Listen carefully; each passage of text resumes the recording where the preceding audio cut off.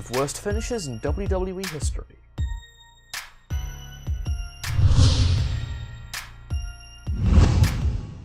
Number 5. Umaga, Samoan Spike. Eddie Fatu was a Samoan-American professional wrestler, best known under the ring name Umaga. His character was built as this unstoppable force, weighing in at 350 pounds. However, his finishing move, the Samoan Spike, didn't do any justice in conveying his character's destructive nature. The Samoan Spike was essentially a high-speed thumb jab to the opponent's throat. Granted, a quick jab to a throat will do some damage, however, surely not enough to knock someone out. For a wrestler of his size, a signature splash would have been much better, as opposed to a measly thumb strike to the throat.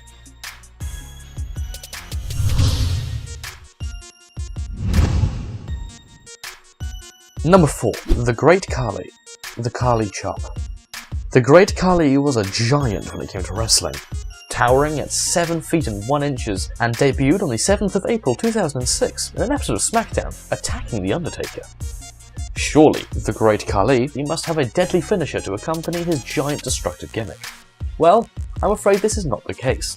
His finisher was as dull as Roman Reigns' Superman Punch. The finishing move involved Khali waiting for his unsuspecting opponent to face him, until he would karate chop their head with full force.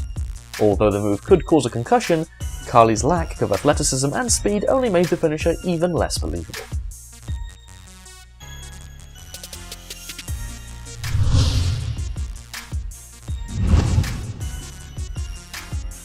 Number 3. Mick Foley, Mandible Claw. The Mandible Claw, or Mr. Socko, as it's otherwise known as, was a finishing move of hardcore legend Mick Foley. The Mandible Claw is a maneuver that involves Foley putting a smelly sock over his hand before placing his middle and ring fingers into his opponent's mouth.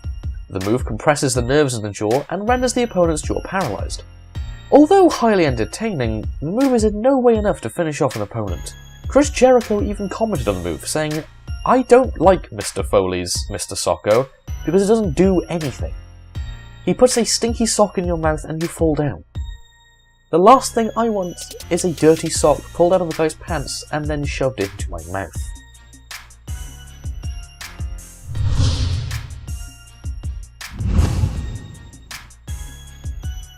Number 2. Scotty 2 Hotty, the Worm.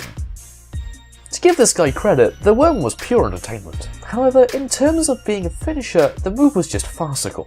The Worm was in essence a backhanded chop to a lying opponent that would be executed basically a minute after a silly dance routine was performed. He would stand over his damned opponent with a big expression on his face, and then would hop 4 times to the other end of the ring while the crowd chanted W-O-R-M, do the Worm, and then finally sway his arms around in the air, striking his fallen opponent with a backhand chop. The whole build-up was just for a lousy chop to the face. Although amusing, the move itself definitely should not be considered a finisher, as the fallen opponent would most likely have gotten up by the time he's done dancing.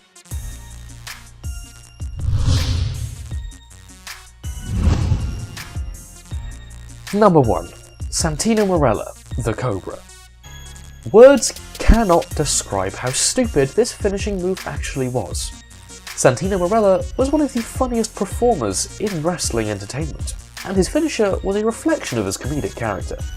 Morella's finishing move involved him taking a sock puppet snake from his vest, putting a sock over his hand, slapping his forearm to summon the snake, and then turning his head and yelling "Cobra," before eventually striking his opponent in the throat or face. I cannot comprehend how the Cobra Strike was deemed as a finishing move. However, the maneuver surprisingly had a pretty good success rate when executed, putting away many opponents. As Morella's gimmick was hugely entertaining, I guess we could forgive him for his finishing move, as you have got to admit, it is pretty damn hilarious to watch. Before this video ends, I had to showcase this absolutely bizarre move that was actually a finishing move in professional wrestling.